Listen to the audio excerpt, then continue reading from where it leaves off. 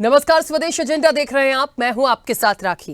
बीते कुछ वक्त में हमास और इजराइल में संघर्ष विराम की कोशिशें की जा रही थी, मगर अब हमास नेता इस्माइल हानिया के मारे जाने के बाद हालात और बिगड़ते नजर आ रहे हैं। पिछले अक्टूबर में इजराइल और हमास के बीच जंग शुरू हुई। अब ऐसा लग रहा है कि पूरे मिडिल ईस्ट में युद्ध की आग भड़क उठी। दरअसल इजराइल ने हमास के पॉलिटिकल चीफ इस्माइल हानिया की हत्या कर दी। इसके एक दिन बाद गुरुवार को आईडीएफ ने हमास के मिलिट्री कमांडर मोहम्मद देफ के मारे जाने की आधिकारिक पुष्टि कर दी। हानिया की हत्या के बाद जारी बयान में हमास ने साफ साफ कहा था कि वो इसका बदला लेगा, यानी हानिया की मौत से ये जंग रुकेगी नहीं, बल्कि इसके और भीषण होने के आसार हैं। ऐसे में भारत के लिए ये एक बड़ी चुनौती बन सकता है। हमास के टॉप लीडर इस्माइल हानिया की मौत के बाद पश्चिमी एशिया में तनाव बढ़ने के आसार हैं। अगर ईरान बदला लेने के लिए इजराइल पर वार करता है तो आने वाले कुछ दिनों में मिडिल ईस्ट में तनाव बढ़ने वाला है। अगर ऐसा होता है तो भारत इससे अछूता नहीं रहेगा। अगर ईरान इजराइल के खिलाफ कोई बड़ी कार्रवाई करता है तो इसमें अमेरिका के भी शामिल होने की पूरी संभावना है। ऐसे में यह युद्ध कितना भीषण हो सकता है, इसकी कल्पना भी नहीं की जा सकती। बात भारत की करें तो भारत और इजराइल के बीच हथियार समेत अरबों डॉलर का व्यापार होता है। इजराइल अगर हर मोर्चे पर युद्ध में ही उलझा रहा तो यकीनन भारत के साथ कारोबार में इस युद्ध का असर पड़ सकता है। लेकिन सवाल यही है कि क्या पूरा मिडिल ईस्ट बड़ी जंग के मुहाने पर आ खड़ा हुआ है, और यदि हां तो भारत पर इसका क्या असर होगा और भारत इसके लिए कितना तैयार है। इसी पर स्वदेश एजेंडा में हम चर्चा भी करेंगे, लेकिन उससे पहले देखिए ये रिपोर्ट।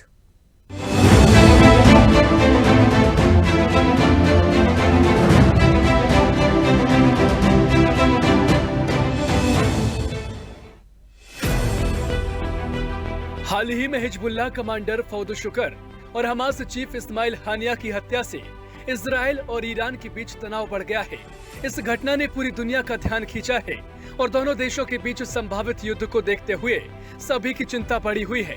उधर हमास चीफ इस्माइल हानिया की हत्या कैसे हुई, ये अभी भी गुत्थी बनी हुई है। हालांकि हमास ने आरोप लगाया है कि इजरायली एयर स्ट्राइक में हमास नेता हानिया की मौत हुई है। इजराइल हमास युद्ध के बीच हानिया की हत्या के बाद लेबनान में भारतीयों के लिए बड़ी खबर आई, जहां भारतीय दूतावास ने नागरिकों को निर्देश दिए हैं कि वो तुरंत लेबनान छोड़ दें। हमास चीफ हानिया की मौत के बाद हमास में नया चीफ खालिद मेशाल को बनाया गया है। उधर मिडिल ईस्ट में तनाव के बीच अमेरिका ने भी अपनी तरफ से बड़ी तैयारी शुरू कर दी है। ऐसे में हमास के टॉप लीडर इस्माइल हानिया की मौत के बाद पश्चिमी एशिया में तनाव बढ़ने के आसार हैं। अगर ऐसा होता है तो भारत इससे छूता नहीं रहेगा। हाल ही के दिनों में भारत ने भले ही रूस से कच्चे तेल का आयात बढ़ा दिया हो, लेकिन अब भी मिडिल ईस्ट के देशों से भारत को लगभग 2/3 कच्चे तेल की आपूर्ति होती है।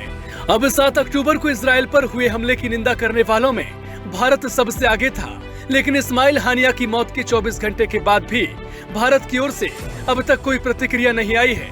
हालांकि फिलिस्तीन में जब जब मानवाधिकारों के उल्लंघन की बात आती है तब तब भारत फिलिस्तीन के साथ खड़ा नजर आता है।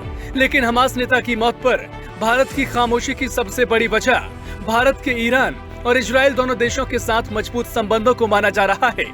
दूसरा ये भी कि भारत दो मुल्कों की लड़ाई में दखल देने वाली पॉलिसी अपनाने से बचता है। हमास लीडर की मौत ईरान में हुई है, हालांकि इजराइल ने जिम्मेदारी नहीं ली है। भारत इस पूरे घटनाक्रम पर विचार कर रहा है क्योंकि वह इस क्षेत्र की संवेदनशीलता को बखूबी जानता है। दरअसल इस क्षेत्र में शांति और स्थिरता भारत की सबसे बड़ी चिंता। यहाँ लगभग 9 मिलियन भारतीय रहते हैं और काम करते हैं। युद्ध होने की स्थिति में भारतीयों की सुरक्षा और रोजगार भारत के लिए सबसे बड़ी चुनौती साबित हो सकती है। इस तनाव का असर कच्चे तेल की कीमतों पर भी पड़ेगा, जिसको लेकर भारत को ध्यान हमेशा रहता है। अब ईरान और इजराइल के बीच तनाव बढ़ा है तो कच्चे तेल के आयात और कीमतों पर असर होगा। कच्चे तेल की कीमत $100 तक पहुँच सकती है। भारत करीब 85% कच्चा तेल आयात करता है। 7 अक्टूबर को इजराइल पर हुए हमले को भारत ने आतंकी हमला माना था। भले ही आधिकारिक तौर पर भारत सरकार ने हमास को आतंकी संगठन घोषित न किया हो, लेकिन उसे लेकर भारत सरकार सकारात्मक नहीं है। हालांकि इजराइल फिलिस्तीन संघर्ष को लेकर भारत अब भी अपने पुराने रुख पर कायम है और वह 2 स्टेट समाधान का समर्थन करता रहा है। मंगलवार को केंद्रीय मंत्री नितिन गडकरी भी ईरान के नवनिर्वाचित राष्ट्रपति मसूद पेजेशकियान के शपथ ग्रहण समारोह में भाग लेने के लिए तेहरान पहुंचे थे। हानिया भी इस समारोह में शामिल होने के लिए तेहरान में था। ऐसे में यहाँ इस बात पर फोकस करना जरूरी है कि हमास चीफ की हत्या के बाद दुनिया और भारत के लिए इसके क्या मायने या मतलब हैं। यानी भारत हमास के खिलाफ तो है, लेकिन वह फिलिस्तीन की समस्या के समाधान का भी समर्थक रहा है। अब ईरान इजराइल युद्ध हुआ तो भारत पर क्या असर होगा और हानिया की हत्या पर खामोशी के क्या है मायने? सवाल कई तरह के निकलकर सामने आ रहे हैं। स्पेशल रिपोर्ट स्वदेश न्यूज।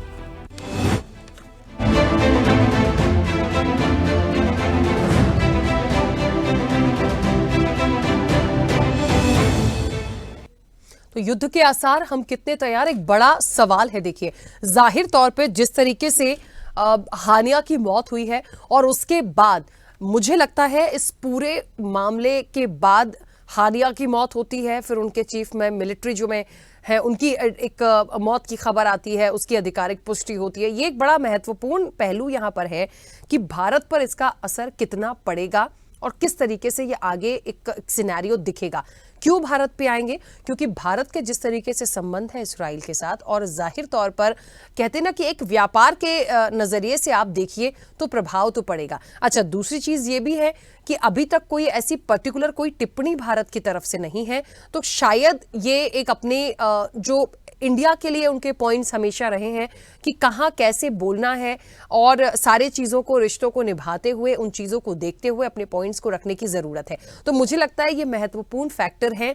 लेकिन क्या ये जो एक युद्ध के आसार बनते दिख रहे हैं, क्या इसकी आग जो है वो भारत तक पहुंचेगी? क्या हो सकता है? एक बड़ी गंभीर चर्चा है देखिए ये आज की। इसी पर हम आगे भी बढ़ेंगे। हमारे साथ मेहमान जुड़े हैं। सबसे पहले आपका परिचय करा दें। कांग्रेस का पक्ष रखेंगे सुखविंदर सिंह जैलदार। सुखविंदर जी, बहुत स्वागत चर्चा में जुड़ने के लिए। रक्षा विशेषज्ञ हैं colonel retired JS Sodhi. JS Sodhi ji, आपका भी बहुत स्वागत है। एक और रक्षा विशेषज्ञ हैं हमारे साथ, लेफ्टिनेंट कर्नल अमरदीप त्यागी। अमरदीप त्यागी जी, आपका भी बहुत स्वागत है। विदेश मामलों के जानकार हैं राजेश भारती अमात्य। राजेश भारती जी, आपका भी बहुत स्वागत है। और भारतीय जनता पार्टी का पक्ष रखेंगे अब से कुछ देर में खेमचंद शर्मा। फिलहाल हमारे साथ कनेक्ट नहीं है, उनका भी मैं स्वागत करती हूँ। चर्चा की शुरुआत सबसे पहले मैं जेएस सोढ़ी जी आपसे करूंगी। मेरी आवाज पहुंच रही है? हाँ जी राखी जी, आपकी आवाज आ रही है। जेएस सोढ़ी जी, बड़ा गंभीर और महत्वपूर्ण मुद्दा है ये, और इसलिए भी है क्योंकि जिस तरीके से हमास प्रमुख की हत्या होती है, मिडिल ईस्ट की जहां तक बात है, बड़ी टेंशन सी हो गई है। कितना इसका प्रभाव पड़ सकता है? व्यापारिक रूप से भी देखा जाए तो भारत के जो कनेक्शंस है उसे कनेक्ट हमें करना ही पड़ेगा। तो ये जो पूरा अभी घटनाक्रम हुआ, क्या स्थिति भारत के लिए देखते हैं और आगे क्या आपको लगता है कि इसमें और कुछ हो सकता है? जैन राखी जी, ये मेरा सौभाग्य कि मैं आपके न्यूज चैनल और विख्यात को पैनलिस्ट के साथ हूं। जब हमास ने पिछले साल 7 अक्टूबर को इजराइल पे हमला किया, तब से लेके आज तक लगातार अमेरिका के राष्ट्रपति और उपराष्ट्रपति कहते हैं कि जितना लंबा इजरायली युद्ध खींचेगा उतना इजराइल के लिए दिक्कत पैदा होगी। और 9 महीने से ज्यादा जो ये इजराइल ने युद्ध खींचा है, आज वो इस कटघरे में खड़ा हो गया कि आज उसके रक्षा मंत्री योआव गैलेंट ने बयान दिया है कि इजराइल के ऊपर 7 फ्रंट वॉर हो सकती है और हमें 7 फ्रंट वॉर के लिए तैयार रहना पड़ेगा। इजराइल अच्छी तरह जानता है कि आज से कुछ दशक पहले वो कई अरब देशों को एक साथ हरा पाया था, लेकिन सब कुछ बदला है 2007 से, और ये अरब देश अब सैनिक और आर्थिक तरीके से बहुत मजबूत हो चुके हैं। और हमने देखा है कि 9 महीने से ज्यादा हो चुका है और इजरायली सेना, जो कि दुनिया की सबसे अव्वल सेना मानी जाती थी कुछ समय पहले, वो आज विजय नहीं पा रही है एक छोटी सी जगह में जिसका नाम है गाजा पट्टी। ये जो युद्ध है ये इजराइल के लिए तो दिक्कत करेगा ही, दूसरा मिडिल ईस्ट में अब बहुत ज्यादा तनाव बढ़ सकता है। और ये भी आशंका लगाई जा रही है, और मेरा पर्सनल ओपिनियन भी है कि ईरान अगले कुछ कम समय में ही इजराइल के ऊपर एक बहुत बड़ा वार करेगा। जहां तक भारत के ऊपर इफेक्ट है, भारत के ऊपर व्यापार का बहुत इफेक्ट पड़ेगा, क्योंकि जैसे आपने ओपनिंग ग्राफिक्स में सही बताया कि हमारा तेल 2/3 वहां से आता है। इजराइल हमारा बहुत बड़ा एक डिफेंस सप्लायर है, लेकिन ये युद्ध भारत को उस चपेट में नहीं लेगा। हाँ, हमारे यहाँ महंगाई बहुत बढ़ जाएगी, क्योंकि जब इतना बड़ा युद्ध हो रहा है और अगर ये रीजनल कॉन्फ्लिक्ट में बदल गया तो इसमें कोई शक नहीं है कि इन्फ्लेशन होगा, और इन्फ्लेशन होगा तो भारत के हर नागरिक पे महंगाई की जो चीज है वो और ज्यादा गहरी और भारी होगी।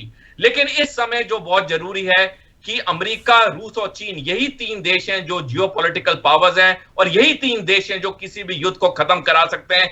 इन तीनों देशों को आके इस इजराइल हमास युद्ध को खत्म कराना चाहिए, अन्यथा मिडिल ईस्ट के लिए तो होगा ही, पूरी दुनिया के लिए बहुत दिक्कत पैदा हो सकती है आने वाले समय में। ठीक है सोनी जी, वापस आऊंगी।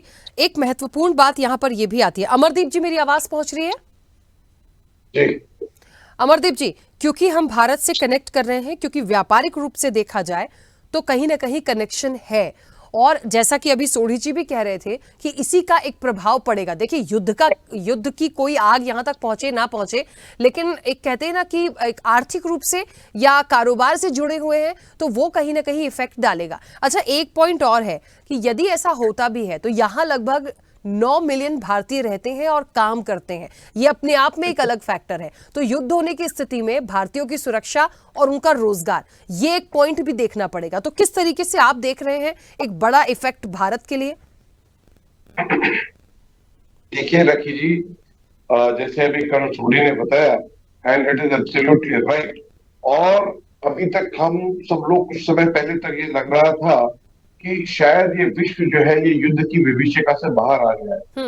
लेकिन जैसे पिछले जो साल से जो ये शुरुआत हुई है, चाहे वो रशिया और यूक्रेन का हो, चाहे वो इजराइल और हमास का युद्ध हो, और इससे जिस तरह सभी लोग इंटरकनेक्टेड है, जिन दोनों देशों की जो जियो स्ट्रेटजी है, और या जो कि उनकी जो लोकेशन है वो इस तरह की है कि जहां से पूरा विश्व इंटरकनेक्टेड है, और इसकी जो आग है सभी जगह फैलेगी, चाहे वो व्यापारिक हो। उसके अलावा मैं ये कहना चाहूंगा कि भारत में इसका सामाजिक इफेक्ट भी आएगा। भारतीय जो वहां रह रहे हैं उन पे तो इफेक्ट है, होना ही है। और यदि ये विश्व मतलब इस तरह का युद्ध शुरू होता है तो we have to pull that out as early as possible. उसके अलावा जिस तरह आप देख रहे हैं कि भारत के जो पॉलिटिकल एरिना में और उसके अलावा सामाजिक उसमें कि फिलिस्तीन के समर्थक भारत में काफी लोग हैं, और यदि इस तरह की ये घटना होती है और इजराइल का जैसे ये बढ़ रहा है और ये आगे बढ़ता है, और उसका जो इम्पैक्ट है भारत के जो उन लोगों पे जो फिलिस्तीन के समर्थक है, उनसे भी कुछ ना कुछ घटनाक्रम भारत में भी बढ़ सकता है। उसके अलावा जो इम्पोर्टेंट है वो ये है कि अब ईरान ने मतलब इजराइल की जो स्थिति है उसको चारों तरफ से घेरा हुआ है। जैसे आपने बताया कि 7 देशों से युद्ध की आशंका है। 20 जुलाई को इजराइल ने हूती जो आतंकवादी है उनके ऊपर यमन में हमला किया। अभी हाल फिलहाल में कल ही जो है हिजबुल्लाह के एक ऊंचे कमांडर को जो फहाद शुक्र है उसको मार दिया, ये मर गया।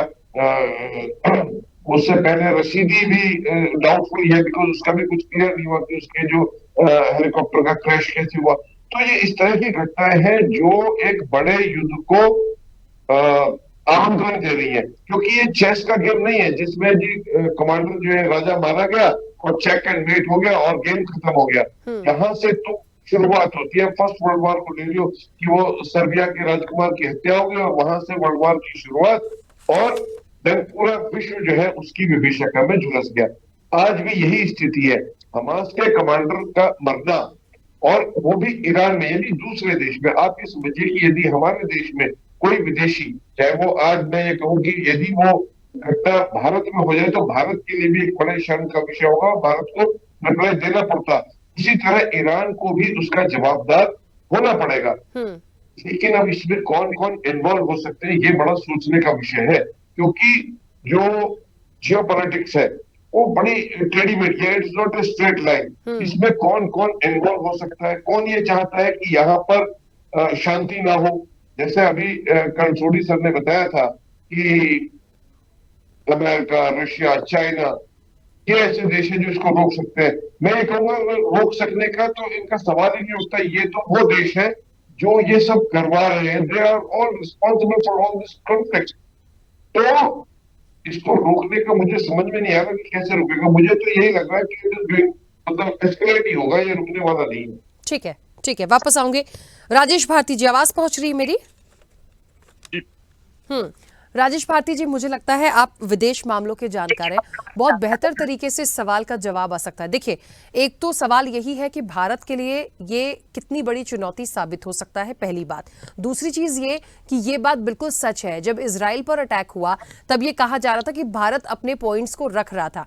जायज सी बात है, यदि आपके कारोबारी रूप से संबंध अच्छे हैं तो आप अपने पॉइंट्स को रखते हैं, लेकिन यहाँ पे सवाल ये आ रहा है कि अब तक कोई स्टेटमेंट नहीं है, तो भारत की खामोशी के क्या मायने हो सकते हैं? एक तो ये भी अपने आप में सवाल है, और यदि चुप भी रहना है तो कब तक? तो ये सारे फैक्टर हैं जो इस वक्त कई सवाल खड़े कर रहे हैं कि ओवरऑल सिनेरियो जो भी होगा इजराइल और ईरान के बीच में, उसका इफेक्ट भारत पे कहीं ना कहीं पड़ना है। देखिए, पहली बात तो यह है कि ये युद्ध नहीं होगा।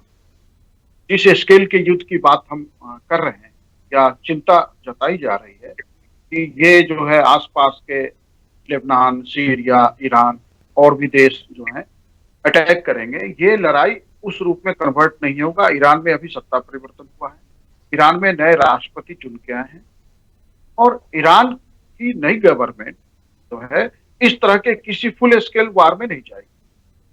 इसलिए युद्ध की संभावना जो है उसके कई और भी कारण है कि युद्ध क्यों नहीं होगा। देखिए, रूस जो है अभी यूक्रेन के साथ जंग लड़ रहा है और ऐसे में रूस ईरान के साथ जा नहीं सकता है और ईरान की मदद खुले तौर पे रूस के अलावा कोई और देश करने की स्थिति में नहीं। तो ईरान फुल स्केल वार में नहीं जाएगा, वैसे ही कुछ जो है ड्रोन अटैक या कुछ मिसाइल अटैक करेंगे और इजराइल जो है उस पे फिर काउंटर करेगा। फुल स्केल वार की कोई संभावना नहीं, ये होगा नहीं, क्योंकि अंतर्राष्ट्रीय राजनीति में अभी ऐसी कोई परिस्थिति बनती दिख नहीं रही।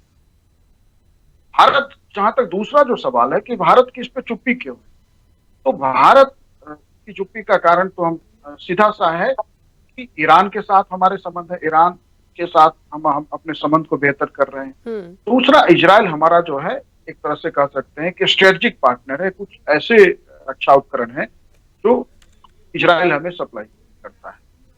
तो ऐसे में हम जो है ईरान को भी नाराज नहीं करना चाहते, इजराइल को भी नाराज नहीं करना चाहते हैं, इसलिए हम चुप हैं।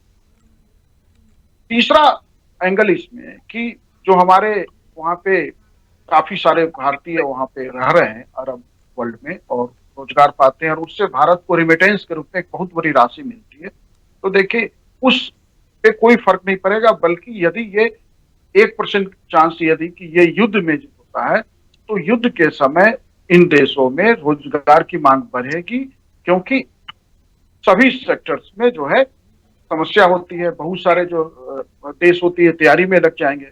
तो ऐसे में भारतीयों के साथ कोई संकट का मामला नहीं है और भारत अभी अंतर्राष्ट्रीय राजनीति में जो किसी भी ऐसे मुद्दे पे हम खुल के नहीं जा सकते हैं। अभी आप देखिए कि यूक्रेन वाले मुद्दे पे हमारा स्टैंड ये था कि शांति हो, भारत एक अच्छा वार्ताकार की भूमिका निभा सकता है, भारत वहां जाके शांति करा सकता है। और अभी हमने रूस की यात्रा जिस समय की है और यात्रा का जो समय चुना है वो अपने आप में मैसेज दे रहा है कि हम रूस के साथ अपने संबंधों में कोई कमी नहीं चाहते, किसी अन्य देश की कीमत पे, एटलीस्ट यूक्रेन की कीमत पे तो नहीं चाहते। ठीक है, बिल्कुल। खेमचंद जी, आवाज पहुंच रही है मेरी? आ रही है आवाज? नमस्कार, जय हिंद। नमस्ते खेमचंद जी, बड़ा महत्वपूर्ण देखिए यहाँ पर एक चर्चा चल रही है, कितना प्रभाव पड़ेगा, क्या हो सकता है, क्या नहीं हो सकता है, ये स्पेशलिस्ट ने अपनी बात तो यहाँ रखी है, लेकिन कुल मिला के बार बार ये बात भी आ रही है कि भारत की चुप्पी क्यों है। अब वो चुप्पी क्यों है वो भी मुझे लगता है अभी राजेश भारती जी ने क्लियर किया, लेकिन फिर भी कहते हैं ना कि जहां पे हमारा कनेक्शन है, क्या उस पर कोई वर्कआउट अभी हो सकता है? क्या उस चीज के लिए हम तैयार हैं? किसी भी स्थिति में, कोई भी स्थिति या मान लीजिए बिगड़ती है, क्योंकि अभी हमें कुछ नहीं पता कि क्या होगा, हम सिर्फ बात कर रहे हैं, लेकिन कब किस पल क्या होगा, क्या जरूरत पड़ेगी, उसके लिए क्या हम प्रिपेयर हैं? देखिए, भारत के लिए सबसे अच्छा अभी यही है कि भारत अपने आप को तैयार रखे और किसी भी पक्ष के साथ खड़ा होना दिखाए, और भारत वही कर रहा है। भारत की एक अपनी इंडिपेंडेंट पॉलिसी है, वो पॉलिसी अपनी जरूरत के हिसाब से अपनी जो आने वाले समय में हमारी रीति नीति है या हमारी जरूरतें उसके हिसाब से है। अब लड़ाई कई एंगल से चल रही है, कई ग्रुप में चल रही है और अलग अलग चल रही है। रशिया यूक्रेन में चल रही है, मतलब रशिया वर्सेस नाटो में चल रही है। यहाँ पे ये इजराइल वर्सेस जो मिडिल ईस्ट में कंट्रीज है उनके बीच में चल रही है। अब उसमें कई ऐसे संगठन है जो उग्रवादी संगठन है, जो अलग अलग जगह ऐसी घटनाएं करते हैं जो जिसको अमानवीय घटना कह सकते हैं। हजारों लोगों को उन्होंने मारा है, उनके खिलाफ कार्रवाई चल रही है। और जब हम ये देखते हैं कि भाई आतंकवादियों के खिलाफ कार्रवाई चल रही है, तो सबसे बड़ा जो विक्टिम है आतंकवाद का वो कौन है? वो भारत है। वो भारत हमेशा से लगभग पिछले 30-40 साल से लगातार आतंकवाद के खिलाफ लड़ रहा है। और तब ये जो बड़ी बड़ी शक्तियां उसको रिकॉग्नाइज भी नहीं करती थी, आज जब खुद फेस कर रही हैं तो वो लड़ाई लड़ रही हैं। तो भारत के लिए मेरे को ऐसा लगता है कि जो बेस्ट यही है कि वो अपने आप को इंडिपेंडेंट रखते हुए अपनी पॉलिसी को जारी रखे, और जैसा भी अपने हित में, मतलब अपने लोगों के हित में जो हो, और उसके हिसाब से वो एक्शन ले। तो भारत को भी बोलने की कोई जरूरत नहीं है। भारत ना तो अमेरिका के दबाव में आ रहा है, ना रशिया के दबाव में आ रहा है। तो जो हमारे संबंध रशिया से होने चाहिए हम उनको मेंटेन कर रहे हैं, हम उनसे ऑयल भी खरीद रहे हैं, हमारे जो डिफेंस के रिलेशन है वो भी कंटिन्यू है। और वहीं अमेरिका के साथ जो हमारे रिलेशन है, जो बिजनेस के रिलेशन है, इंटरनेशनल रिलेशन है या डिफेंस के रिलेशन है, वो भी कंटिन्यू है। तो मेरे को ऐसा लगता है कि हमारी पॉलिसी एक स्ट्रॉन्ग, जो आदरणीय प्राइम मिनिस्टर मोदी की सरकार है उसके अंतर्गत बहुत अच्छे तरीके से जा रही है, स्ट्रांगली जा रही है, और ऐसी बनी रहनी चाहिए। ठीक है, चलिए सुखविंदर जी, आवाज पहुंच रही है मेरी? जी सुखविंदर जी, पूरा घटनाक्रम जो कुछ भी हुआ, देखिए अब ये अच्छा है बुरा है इस पर हम नहीं जाएंगे, हम सिर्फ भारत को कनेक्ट करके इसकी बात कर रहे हैं, क्योंकि कुल मिलाकर बात यही हो रही है कि यदि ये युद्ध होता है तो क्या असर पड़ेगा। हालांकि राजेश भारती जी ने कहा फिलहाल युद्ध जैसे कोई सिनेरियो नहीं बनते, आसपास की जो जगह है वहां पर चीजें हो सकती हैं, लेकिन ऐसा कुछ बड़ा इंपैक्ट भारत के लिए नहीं दिखता। लेकिन उस चुप्पी पे भी सवाल है। अब वो भी है कि देखिए सही बात है, अपना कारोबार देखना है, बिजनेस, आपकी आर्थिक रूप से चीजों को ले जाना है, तो बहुत सारे फैक्टर काम करेंगे, लेकिन ये भी देखना पड़ेगा कि जहां जरूरत पड़ती है वहां तो भारत कहता है, यहां हम सब चुप हैं। तो क्या आप इस पूरे जो एक सिनेरियो आया, इस पूरी घटना को लेके सबसे पहले तो आपकी प्रतिक्रिया उस पर?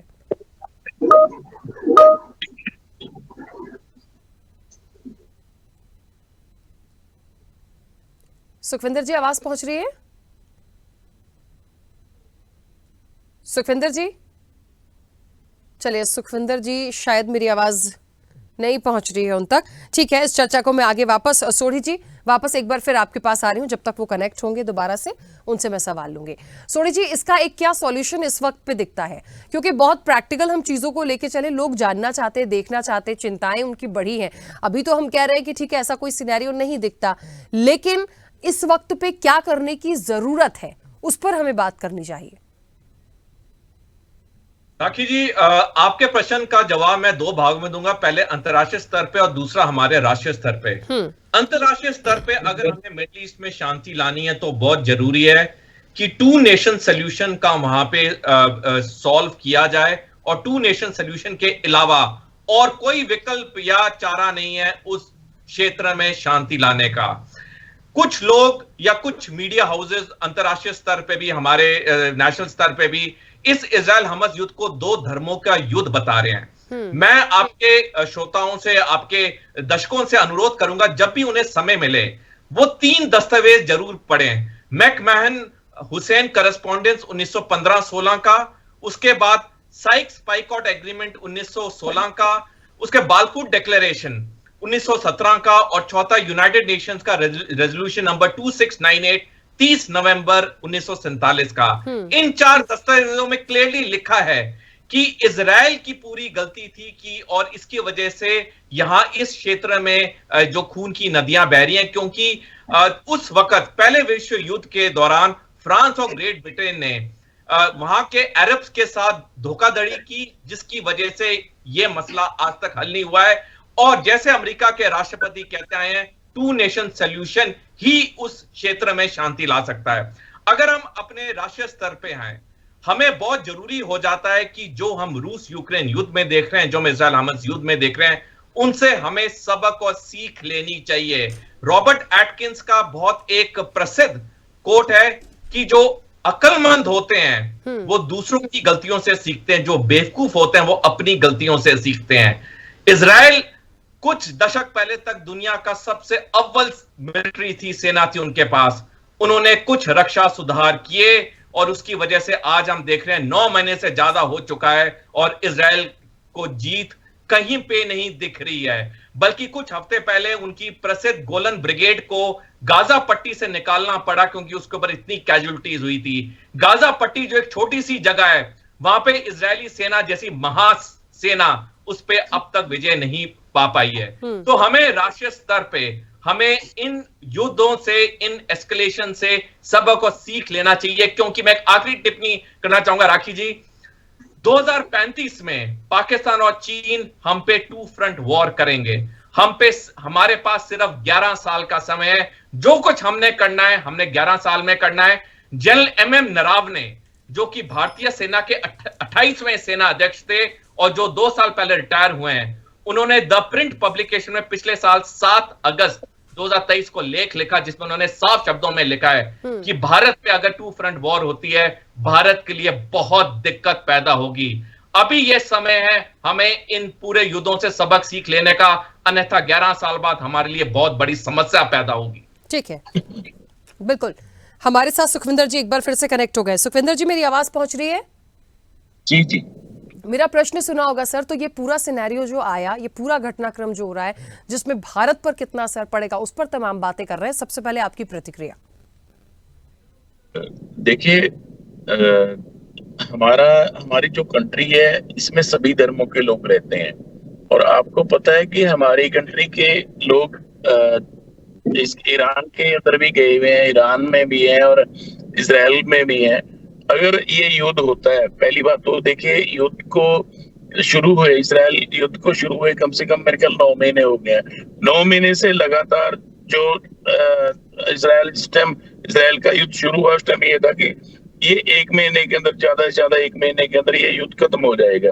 लेकिन इसका लंबा चलना हमारे लिए बड़ा, कल को आने वाला कल हमें भी, एक तो हमारे यहाँ पे महंगाई बढ़ेगी और एक दूसरा हमारे, क्योंकि हमारे सराउंडिंग कंट्री, हमारे आसपास की दोनों कंट्री, इनके साथ संबंध भी हमारे बहुत अच्छे रहे दोनों कंट्री के साथ। और अगर ये युद्ध होता है तो हमें इफेक्ट तो पड़ेगा ही पड़ेगा। देखिए, एक तो हमारा सारा जो तेल आता है वो इसराइल से आता है और दूसरी कंट्रीज पे भी हम डिपेंड है। ऑयल हमारे कंट्री में अपना तो है नहीं। और जब ये आपस में, आज जो वर्ल्ड है वो मतलब वर्ल्ड वार के ही तरफ जा रहा है। पहले आप देखिए, रशिया का और यूक्रेन का युद्ध शुरू हुए भी कितना टाइम हो गया। अब इनका, पहले इसराइल का और हमास का युद्ध चला। अभी ईरान ने बदला लेने की ठान ली कि जब से इनका हमास के नेता को इन्होंने मारा है कल से परसों से, तो ये लगातार चल रही है कि अभी ईरान अगर बदला लेगा तो मुझे लगता है कि आने वाला कल हो सकता है कि वर्ल्ड वार की तरफ जा रहे हैं हम। और अगर वर्ल्ड वार हुई तो हमारे लिए जो नतीजे रहेंगे वो हमारे लिए भी अच्छे नहीं रहेंगे, क्योंकि आने वाला कल बताएगा कि इसके अंदर किसको फायदा है। हम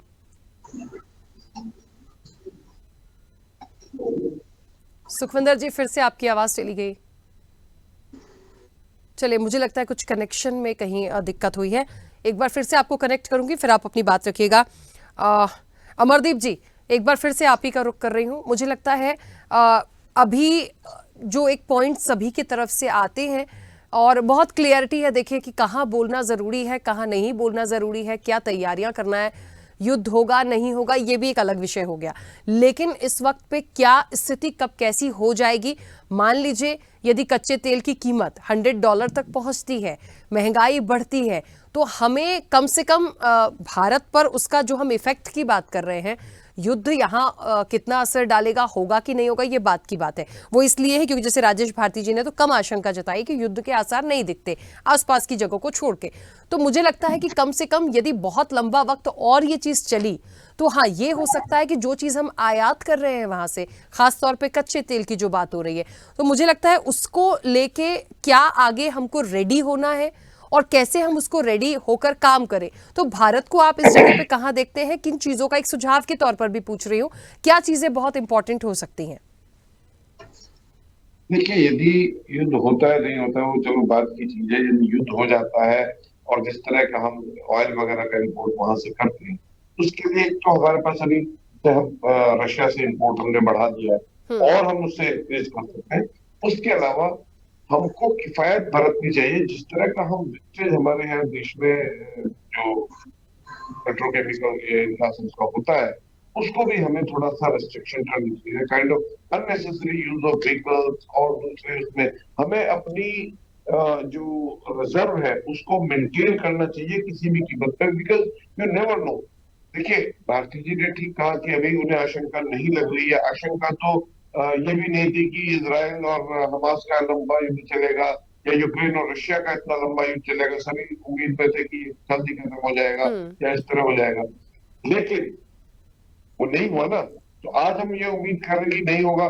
देखिए, पहले भी जितने भी इजराइल के सराउंडिंग कंट्रीज हैं, उन्होंने सबने एक साथ मिलकर इजराइल पे हमला किया हुआ है और इजराइल उनसे जीत पाया। लेकिन आज की तारीख में जिस तरह हमास ने अपनी प्रिपरेशन की और इजराइल ने वहां से शायद अपनी इंटेलिजेंस या यूं कहें कि अपनी आंखें जो है घुमा रही थी, और ये उसे उम्मीद नहीं थी कि जिस तरह की टनलिंग करके और जिस तरह की प्रिपरेशन और जिस तरह उन्होंने एंट्री की, दे नेवर एक्सपेक्टेड। तो इस तरह ही होता है जब दुश्मन को या किसी को भी सरप्राइज किया जाता है।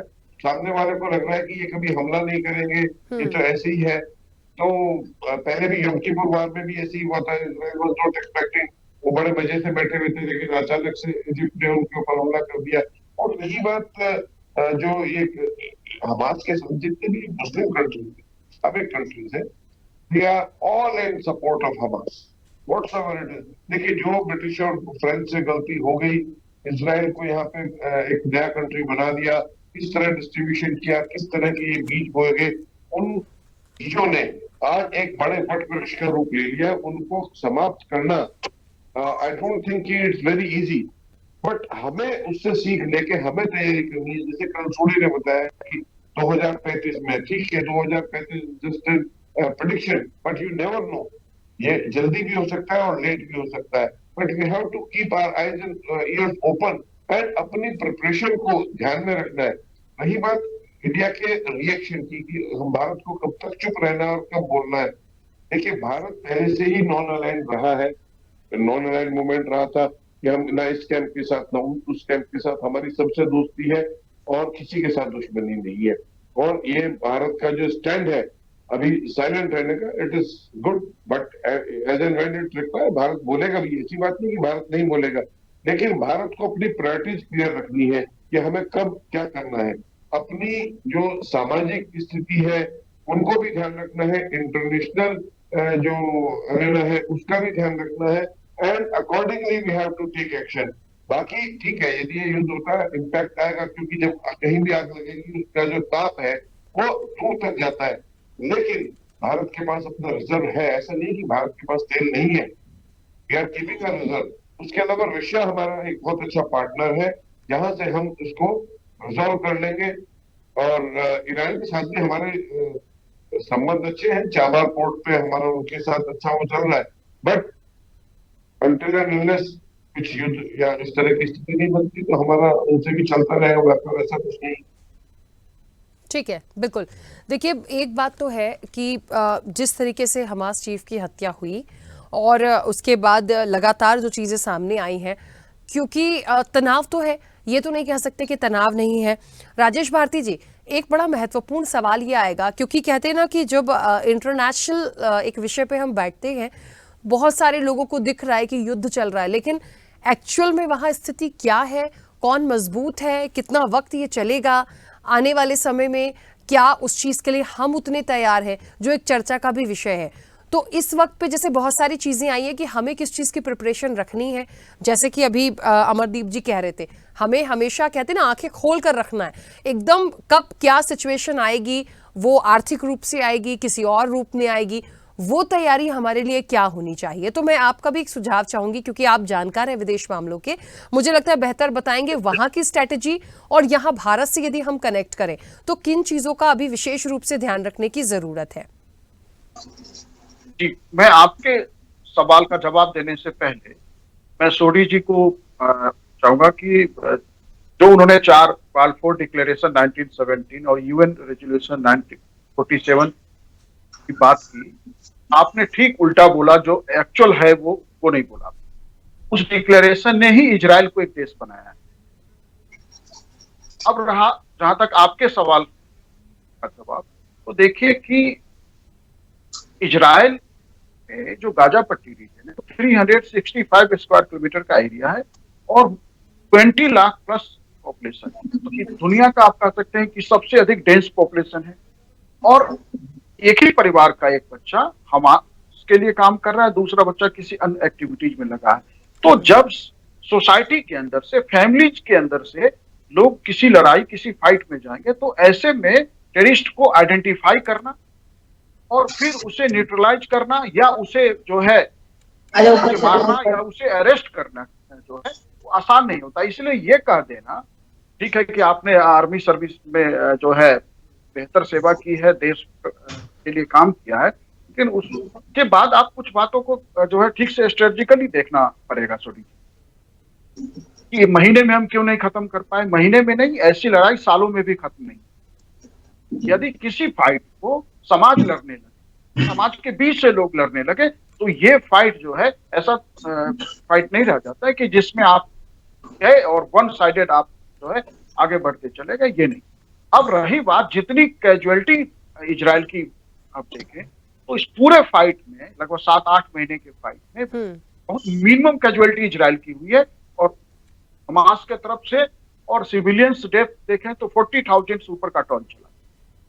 रही बात पेट्रोलियम के सेक्टर का, तो देखिए पेट्रोलियम सेक्टर में पूरी दुनिया में जो पेट्रोल का डिमांड है वो जो है डाउन साइड है। पेट्रोल की कीमत $100 से ऊपर जाने के चांसेस नहीं है। रूस से हम अपना 20% से अधिक ऑयल हम रूस से ले रहे हैं, ऐसे समय में जब रूस दुनिया का जो है, या रूस अपना ये कि सबसे बड़ा संघर्ष कर रहा है यूक्रेन के साथ। यूक्रेन में जिस तरह आज तक वो जीत नहीं पाया, वो रूस के इंटरनेशनल इमेज के लिए, और यूक्रेन युद्ध ने रूस वर्ल्ड पावर नहीं है ना हो सकता है, ये क्लियर कर दिया है। उसके बाद भी हम रूस तेल हमें दे रहा है, और दुनिया, यूरोपियन कंट्रीज, अमेरिका, नाटो, किसी भी देश ने हमें रोक नहीं सकते, और हम आज जो है सबसे अधिक तेल रूस से दे रहे हैं।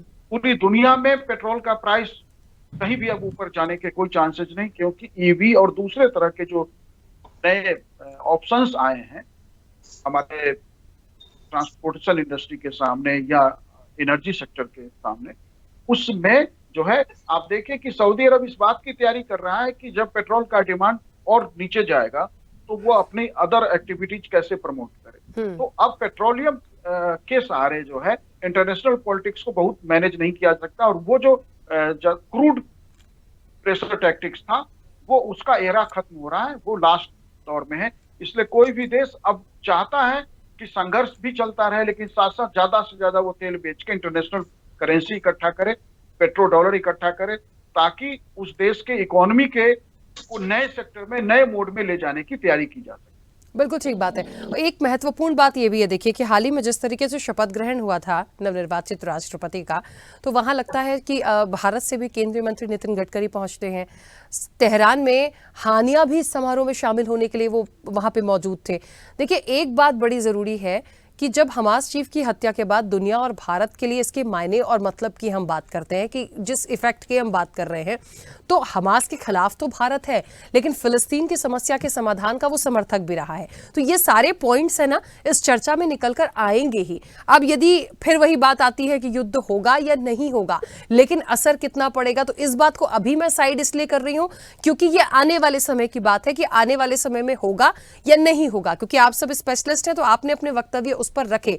महत्वपूर्ण ये है, इसको थोड़ा सा बात को मैं आगे खेमचंद जी आप तक इस सवाल को लेकर आऊंगी कि जिस प्रिपरेशन की बात हो रही है, जिस तैयारी की बात हो रही है, और एक महत्वपूर्ण हो जाएगा भारत और भारत की सरकार। देखिए इसलिए क्योंकि कनेक्शन तो है इंटरनेशनल लेवल पे भी। हम यदि भारत की बात करें तो उसका एक ग्राफ बहुत अलग बन चुका है, उसका ऑरा बहुत अलग बन चुका है, उसके संबंध बहुत अलग हैं। तो ये बात सच है कि भारत अभी चुप है, लेकिन ये कनेक्शंस भी आते हैं कि जब जहां जरूरत पड़ रही है हम बोल रहे हैं, अभी जरूरत नहीं है हम नहीं बोल रहे हैं, लेकिन उसका इफेक्ट कितना पड़ जाएगा ये सवाल वहीं जस का तस आता है, क्योंकि कनेक्शंस तो दोनों से अच्छे हैं। अभी हम बोले तो दिक्कत है, हम ना बोले तो भी दिक्कत है। तो इस चीज को लेके मुझे लगता है बड़ी एक तैयारी, एक चुनौती जो है वो भारत की सरकार के लिए चुनौती है, और चुनौती को आदरणीय प्राइम मिनिस्टर मोदी जी की सरकार बहुत अच्छे तरीके से निभा रही है। देखिए जब जहां जरूरत है उतना हम बोल रहे हैं, और हम क्लियरली बोल रहे हैं, हम कंफ्यूज नहीं है। जब रशिया के प्रेसिडेंट के साथ आदरणीय प्राइम मिनिस्टर मोदी जी बैठते हैं तो कहते हैं कि ये शांति का समय, लड़ाई का समय नहीं है। और वहीं तो अमेरिका या नाटो ये कहता है कि भारत को रशिया से तेल नहीं खरीदना चाहिए, रशिया से संबंध नहीं रखने चाहिए, रशिया से जो डिफेंस की डील है वो नहीं करनी चाहिए, तो भारत ये भी कह रहा है नहीं, रशिया हमारा मित्र है, पुराना हमारा साथी है, और हम रशिया के साथ अपने संबंध नहीं तोड़ सकते। वहीं भारत इजराइल के खिलाफ जिस तरीके से उग्रवादी संगठनों ने हमला किया, हजारों लोगों को मारा, बंधक बनाया, उसकी उन्होंने निंदा की, खुल के निंदा की, और उग्रवादियों के खिलाफ कार्रवाई का हमने समर्थन किया। वहीं हम लोग जो पैलेस्टीनियन है उनके राइट्स की भी बात करते हैं। तो भारत अपने पूरी तरीके से कंसेप्ट में क्लियर है, अपनी फॉरेन पॉलिसी में क्लियर है, और भारत सरकार इसके लिए तैयार है, पूरा भारत इसके लिए तैयार है। और भारत की जो ये पोजीशन है, ये ऐसी पोजीशन है जिसमें दोनों ही जो पक्ष हैं उनके साथ अपने संबंध बनाते हुए अपने काम को कंटिन्यू करेंगे। बल्कि ये अगर हमारी सरकार कमजोर होती तो ये हमारे लिए बहुत ही नकारात्मक हो जाता, बहुत ही ऐसी स्थिति हो जाती कि हम उसमें फंस जाते। लेकिन स्ट्रॉन्ग गवर्नमेंट की वजह से हम दोनों ही तरीके से या दोनों ही पक्षों से अपने लाभ के लिए जो काम कर सकते हैं वो कर रहे हैं। ठीक है, सुखविंदर जी, एक तो आप अपनी बात कंप्लीट कीजिएगा। उस वक्त भी कुछ इशू हुआ तो आपकी आवाज़ चली गई थी। और एक छोटा सा सवाल मेरा ये है, क्योंकि देखिए मैं थोड़ा सा ना आज के विषय को, पक्ष विपक्ष आप लोग जरूर हैं, लेकिन ये विषय थोड़ा सा अलग है। मुझे लगता है जहां भारत की और देश की बात आ रही है, इंटरनेशनल लेवल के एक मुद्दे पे हम बैठे, तो थोड़ा सा सियासी रूप तो कहीं है नहीं इसमें बीच में। वो एक बाद में बात है कि स्टेटमेंट्स आने लगे और बोलना चाहिए नहीं बोलना चाहिए, ये एक उम्मीदें हैं कि ऐसा बाद में होने लगे। फिलहाल तो ऐसा कुछ नहीं है, तो उस विषय पे नहीं जाऊंगी। लेकिन ये जरूर एक बात है कि भले ही विपक्ष है, या क्योंकि भारत के नागरिक आप भी हैं, भारत देश हमारा है, आपका भी है, मुझे लगता है इस वक्त पे जो कनेक्शन है, जो संबंध है, जो चीज़ें बनाई गई हैं, जो कमाई गई हैं इस देश के लिए, उस दिशा से एक आपका सुझाव, आपका भी सुझाव इसलिए क्योंकि आपने एक बात धर्म से कनेक्ट करके कही थी कि यहाँ और वहाँ के धर्म, मुझे लग रहा है ये एक ऐसा विषय है जिसको हम कास्ट वाइज नहीं अभी यहाँ पर ले सकते, मुझे ऐसा लगता है, क्योंकि वो अपने आप में डेवलपमेंट कंट्रीज हैं, हम अपने आप में डेवलपमेंट है। तो ये जो युद्ध हुआ, इसके पीछे के रीजन क्यों चल रहा है, कब से चल रहा है, और अब स्थिति क्यों और आगे लग रही है कि इसका इफेक्ट भारत पे पड़ेगा, तो ये पूरी लाइन बिल्कुल अलग है। इसमें धर्म विशेष से लेके मुझे नहीं लगता कि कुछ ऐसा पॉइंट आया, मुझे जो लगा। मुझे लगता है कि आने वाले कल के अंदर हमारे लिए ये युद्ध जितना लंबा चलेगा, हमारे लिए ये हानिकारक ही रहेगा, क्योंकि ये दोनों कंट्रीज हमारे बहुत नजदीक इनके साथ संबंध रहे। और आपको पता है जितना अभी पहले ईरान के राष्ट्रपति का हेलीकॉप्टर क्रैश होना, वो भी कहीं ना कहीं उसमें भी सभी को पता है कि किस तरीके से एक प्लानिंग के तहत उनको उठाया गया या क्रैश किया गया। अभी तक उसका भी कोई सामने नहीं आया कि कैसे अभी। और दूसरा, इजराइल ने जैसे हानिया को यहाँ पे ईरान के अंदर आके उनकी मतलब बदला लिया गया या मारा गया उनको, तो कहीं ना कहीं मुझे लगता है कि आने वाले कल में जो चाइना सपोर्ट करेगा ईरान की, क्योंकि उनके पुराने साथी हैं, वो उसकी सपोर्ट में जाएगा ही जाएगा। और जब ये लोग इकट्ठे होंगे, और आने वाले कल आपको पता है जब हमारे ऊपर पहले 99 में पाकिस्तान ने जिस तरीके से, हमें क्या लगता, हमें उस टाइम हमें थोड़ा लगता था कि हमारे ऊपर ये इस तरीके से अटैक करेंगे पाकिस्तान वाले। हमारे प्राइम मिनिस्टर तो उस टाइम बस से यात्रा कर रहे थे पाकिस्तान की। तो कहीं ना कहीं इन लोगों पे हमें बड़ा सचेत रहने की जरूरत है। आने वाला क्या हो सकता है, जब जैसे जैसे युद्ध बढ़ेगा, हम लोग इस युद्ध के अंदर, क्योंकि हम मिडिल ईस्ट के अंदर है, हम इस युद्ध से ज्यादा टाइम तक मुझे नहीं लगता हम बच के रह सकते हैं। क्योंकि जो हमारे एक तरफ रशिया और यूक्रेन का युद्ध चल रहा है, एक साइड इजराइल है, इजराइल से हमारे संबंध बहुत बढ़िया है, एक साइड इजराइल के साथ अब आगे इजराइल की और ईरान की अभी जो न्यू डेवलपमेंट हुई, जैसे उनके आपस में संबंध बिगड़े, और इजराइल के साथ अगर ईरान और मतलब चाइना साथ में आते हैं तो उसके इफेक्ट भी गलत आएंगे। उसके इंडिया के लिए वो चीजें गलत रहेंगी, क्योंकि चाइना कभी नहीं चाहता कि हिंदुस्तान आगे बढ़े। और हिंदुस्तान पहले भी आपको पता है चाइना ने किस तरीके से हमारे ऊपर अटैक किए और हमारे साथ क्या क्या किया। आने वाला कल हमें बड़े सोच समझ के कदम उठाने की जरूरत है, और हमें अलर्ट रहने की जरूरत है कि कल को अगर ये जितना ये युद्ध बढ़ेगा, हम उतना इससे बच के नहीं रह सकते। हमें इसके बारे में सोचना होगा कि कहीं ना कहीं, अगर देखिए युद्ध आज इस चीज का सलूशन होना चाहिए था कि हमने इस चीज को कहीं बातचीत के जरिए युद्ध ना होता और समाधान निकलना चाहिए था। वो समाधान से बातें बहुत आगे निकल चुकी हैं। अब युद्ध की कगार पे, वर्ल्ड वार की कगार पे ये पूरा वर्ल्ड खड़ा है। और जितना इसमें युद्ध में हम निकलते जाएंगे आगे, ये कंट्रीज निकलती जाएंगे, हमारे लिए आने वाला कल मुझे लगता है हमारे देश के लिए भी मुसीबत वाला होगा। एक तो हमारे यहाँ महंगाई बहुत बढ़ेगी, और दूसरा हमारे लोग उन कंट्रीज में रह रहे हैं, उन लोगों के लिए वैसे भी हमारे लिए मुसीबत सही। जैसे पहले यूक्रेन के अंदर हमारे बच्चे स्टडी कर रहे थे, जब वहां पे युद्ध चला तब हमारे लिए देखिए किस तरीके से हमें वहां से निकालना पड़ा उन बच्चों को। आगे अगर ईरान के अंदर कोई ऐसी चीज होती है तो ईरान के अंदर भी हमारे लोग वहां पे कोई ना कोई हमारे लेबर करने गए हैं जैसे, तो ये चीजें कहीं ना कहीं हमारे लिए मुसीबत तो लेके आएंगी ही आएंगी। और चाइना कभी नहीं चाहता, चाइना कहीं ना कहीं इस बात के पीछे रहता है कि हिंदुस्तान को किस तरीके से, चाहे वो किसी भी जरिए से, वो चाहता है कि हिंदुस्तान को मैं दबा के रखूं और कोई ना कोई जरिया बना के मैं हिंदुस्तान पे अटैक करूं। और हो सकता है कि आने वाले कल में कोई ऐसे समीकरण चाइना बना दे कि हमें इस युद्ध के अंदर लेके आ सकता है। मुझे ऐसा लगता है कि आने वाला कल हमें बड़े सोच समझ के और अपनी जो हमारी फॉरेन पॉलिसीज है उसके अकॉर्डिंग हमें सोच समझ के रहना चाहिए, क्योंकि कुछ भी हो सकता है आने वाले कल में। ठीक है सोढ़ी जी, क्या जिस तरह की आशंका जताई जा रही है, या कह लीजिए होगा या नहीं होगा, मैं फिर उसी बात पर आती हूँ, लेकिन प्रिपरेशन हमें रखनी है, सतर्क हमें रहना है, उन चीज़ों पे अपने सारी चीज़ों को क्लियर रखना है कि यदि कोई भी स्थिति बनती है तो हमें कैसे निकलना है। यहाँ पे क्योंकि बार बार युद्ध से कनेक्ट करने की बात होती है कि क्या वो वॉर हो सकती है, क्या उसमें भारत बीच में आ सकता है, क्या यहाँ इफेक्ट पड़ सकता है। अब देखिए महंगाई बढ़ जाएगी वो एक अलग सिनेरियो है, लेकिन यदि उस युद्ध का असर पड़ता है तो जाहिर तौर पे हमें देखना पड़ेगा कि क्या हम उतने कैपेबल हैं, या हमारे पास किस चीज़ का होना बेहद ज़रूरी है, हमारी गवर्नमेंट को इस वक्त किस चीज़ पर ध्यान देने की ज़रूरत है। यदि युद्ध की स्थिति बनती है तो ये भी फैक्टर मुझे लगता है एक डिस्कशन में आना चाहिए। राखी जी, मैं आपके सवाल का जवाब देने से पहले एक पॉइंट बनाना चाहूंगा। संयुक्त राष्ट्र का रेजोल्यूशन 2698 जो 30 नवंबर 1947 को पास हुआ था, उसमें साफ लिखा था कि फिलिस्तीन और इजराइल के इलाके में 2 नेशन सोल्यूशन होगा, और यह 15 मई 1948 से लागू होगा। लेकिन इजराइल ने एक दिन पहले 14 मई 1948 को खुद यूनिलैटरल इंडिपेंडेंस डिक्लेयर कर दिया पूरे इलाके में, क्योंकि अगले दिन 15 मई को ब्रिटिश मैंडेट खत्म होना था, मतलब कि उस समय अंग्रेजों का राज था। तो इजराइल ने विश्वासघात किया अरब्स के साथ, और उसकी वजह से आज तक उस इलाके में खून की नदियां बह रही हैं। अब मैं आपके प्रश्न पे आता हूं। इसी साल 5 फरवरी 2024 को अमेरिका के डायरेक्टरेट ऑफ नेशनल इंटेलिजेंस ने अपनी 2024 एनुअल थ्रेट असेसमेंट रिपोर्ट जारी की, जिसमें उन्होंने साफ शब्दों में लिखा है कि चीन, पाकिस्तान और भारत के बीच में इतना तनाव बढ़ रहा है कि इन तीनों देशों के बीच में 2 फ्रंट वॉर होगी।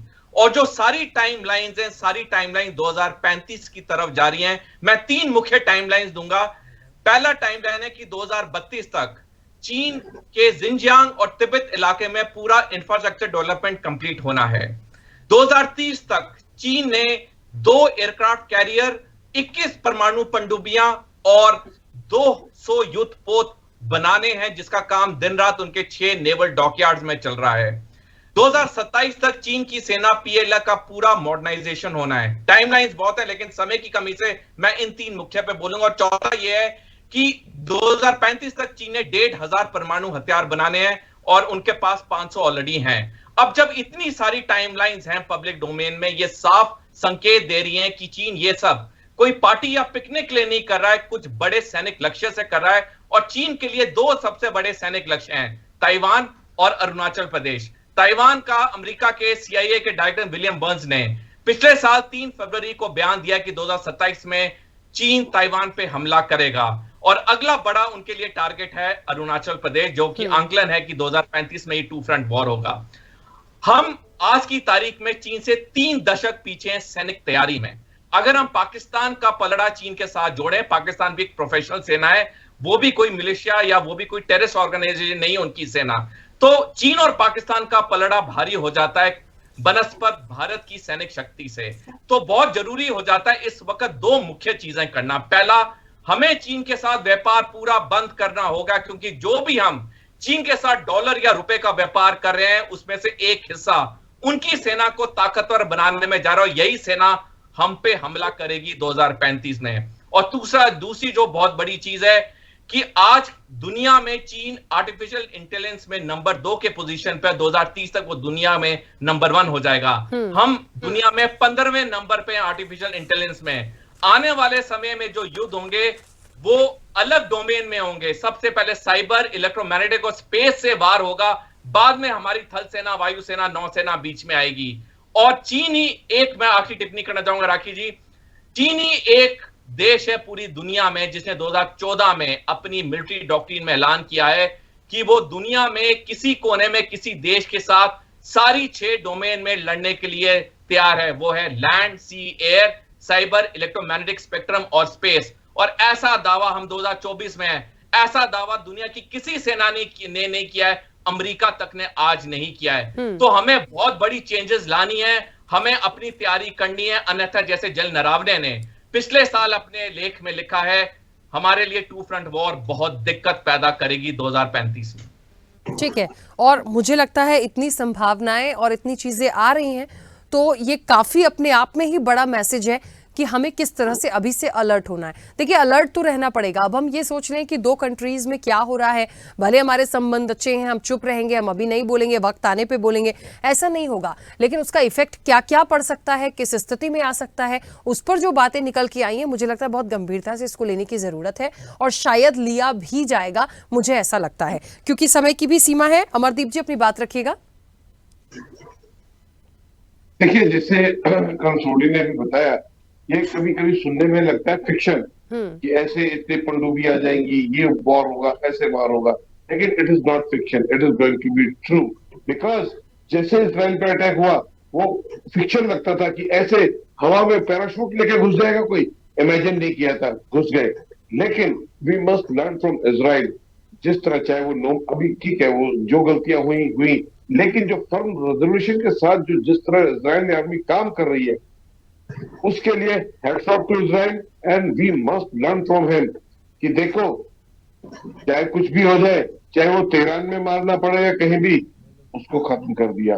हिजबुल्लाह को लेबनान में मारना पड़े, मार सकते हैं, यमन में करना पड़े, वहां भी कर सकते हैं। भारत के सामने उसके अगल बगल में 2 पड़ोसी देश है जिनसे खतरा है, लेकिन इजराइल के चारों तरफ दुश्मन ही दुश्मन है।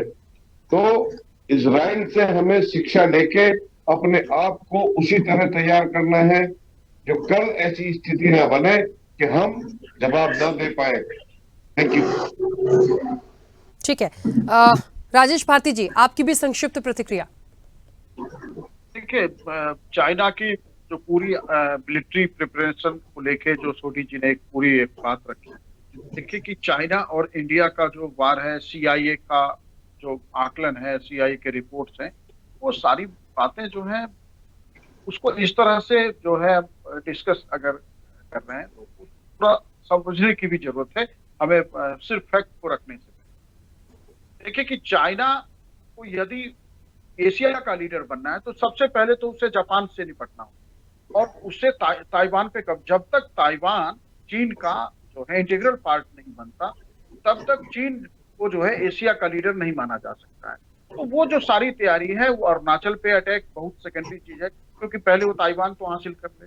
दूसरा, जापान जिस तरह से फिर से अपने जो है मिलिट्री प्रिपरेशन की तरफ गया है, तो वो चुनौती जापान के साथ आने वाली है, ताइवान के साथ आने वाली है। उनसे निपटने के बाद भारत का नंबर है। पाकिस्तान आज इस स्थिति में नहीं है कि किसी फुल स्केल वार में इंडिया के साथ चला जाए, इसलिए पाकिस्तान के साथ ठीक है कि हमारे तनाव है, वो जो है इसी तरह का गुरिल्ला वार तो लड़ सकता है कि कुछ आतंकवादी आपको भेज दें, देश में कहीं घटना करा दे, जम्मू कश्मीर में जैसे हम इन दिनों देख रहे हैं हो रहा है। लेकिन पाकिस्तान फुल स्केल वार के लिए इकोनॉमी का एक सपोर्ट चाहिए, और उसके साथ इकोनॉमिक सपोर्ट जो है चाइना के अलावा और किसी देश का बचा नहीं है। इसलिए इस तरह की बातों को जो मुझे लगता है कि हम एक्जिलेट करके हम जो है शायद उसको समझ। ठीक है, चलिए, क्योंकि समय की सीमा है, आप सभी का बहुत शुक्रिया इस चर्चा में जुड़ने के लिए। देखिए, एक बात तो है कि ये तमाम जो चीजें आई है, युद्ध के आसार हैं, हम कितने तैयार हैं, तो हम तैयार हैं। अभी जितने भी स्पेशलिस्ट हमारे साथ जुड़े और इस पैनल में जितने लोग थे, उन्होंने एक बात तो बहुत साफ गोई से कही है कि देखिए, युद्ध के आसार फिलहाल नहीं है, लेकिन क्या हो जाएगा आने वाले समय में उसे लेके हमें अपनी आंखें, यानी भारत देश को अपनी आंखें खोल के रखनी है। अलर्ट मोड पे आपको हमेशा रहना है, तैयारी आपको कैसे रखनी है, और यदि किसी कारणवश यदि मान लीजिए युद्ध के स्तर पर कोई प्रभाव ना भी पड़े, यदि मान लीजिए भारत पर, तो एक प्रभाव है महंगाई, क्योंकि जिस तरह से कच्चा तेल आयात होता है इजराइल से, वो 85% के आसपास होता है, तो एक बड़ी मात्रा में आता है। यदि वहां से चीजें और ज्यादा बढ़ी तो यहां पर महंगाई बढ़ेगी। तो ये सारी चीजों के लिए मुझे लगता है भारत को और गवर्नमेंट को, यहां की सरकार को थोड़ा सा अभी से इस चीज के लिए अलर्ट मोड पे रहने की जरूरत है। बाकी और क्या होगा आने वाले समय में, ये देखने वाली बात होगी। फिलहाल चर्चा में इतना ही। बने रहिए स्वदेश न्यूज के साथ। सबसे पहले देश।